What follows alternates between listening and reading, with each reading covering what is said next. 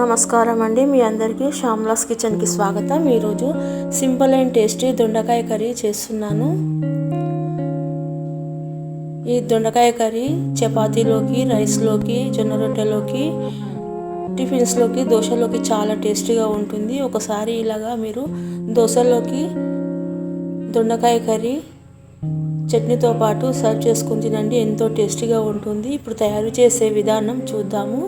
పొయ్యి పైన ఒక కడాయి పెట్టి 2-3 గరిటెల ఆయిల్ పోసి, ఆయిల్ వేడెక్కిన తర్వాత ఆవాలు, జీలకర్ర వేసి అవి చిటపటమన్న తర్వాత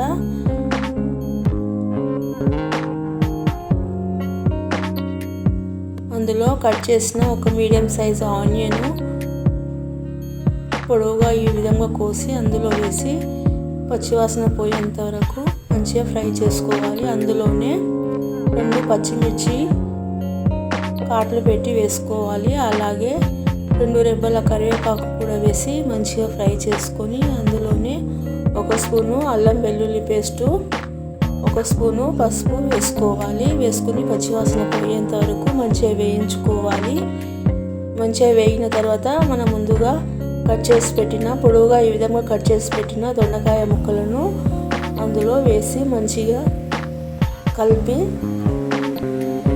పొయ్యి సిమ్లో పెట్టి మంచిగా వేయించుకోవాలి.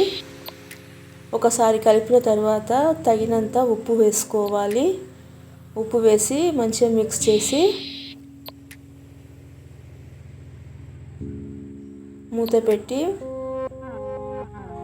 ఒక 2-3 నిమిషాల తర్వాత మళ్ళీ మూత తీసి మంచిగా కలపాలి. పొయ్యి సిమ్లో పెట్టి మధ్య మధ్యలో కలుపుతూ ఉండాలి, లేదంటే అడుగు మాడిపోతుంది, ఫ్రై టేస్ట్ చేంజ్ అవుతుంది.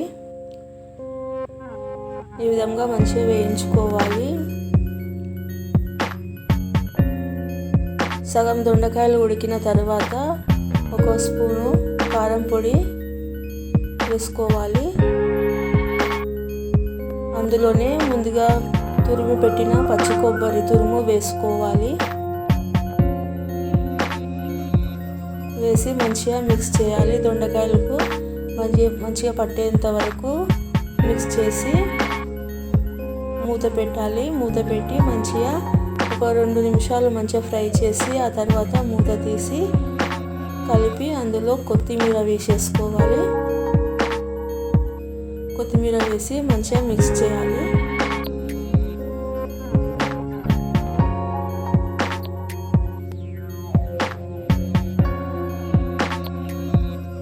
ఈ విధంగా ఉడికిందా లేదా చెక్ చేసుకొని అందులో ఉప్పు, కారం కూడా చెక్ చేసుకొని పైనుంచి చల్లి ఈ విధంగా మంచిగా ఫ్రై అయిన తర్వాత స్టవ్ ఆఫ్ చేసి మంచిగా ఒక బౌల్లోకి సర్వ్ చేసుకోవాలి. ఈ విధంగా సర్వ్ చేసుకుంటే ఎంతో టేస్టీ సింపుల్ అండ్ టేస్టీ దొండకాయ కర్రీ రెడీ అవుతుందండి.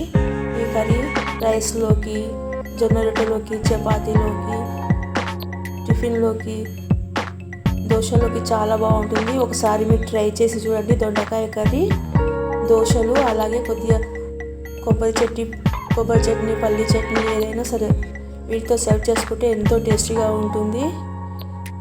నేను ఈరోజు కొబ్బరి చట్నీ దోశలతో సర్వ్ చేసుకున్నాను. చాలా టేస్టీగా ఉంటుంది. మీకు ట్రై చేసి ఎలా ఉందో కామెంట్ చేయండి, చాలా బాగుంటుంది. మీకు ఈ వీడియో కనుక నచ్చితే తప్పకుండా లైక్ చేయండి, షేర్ చేయండి, సబ్స్క్రైబ్ చేయండి.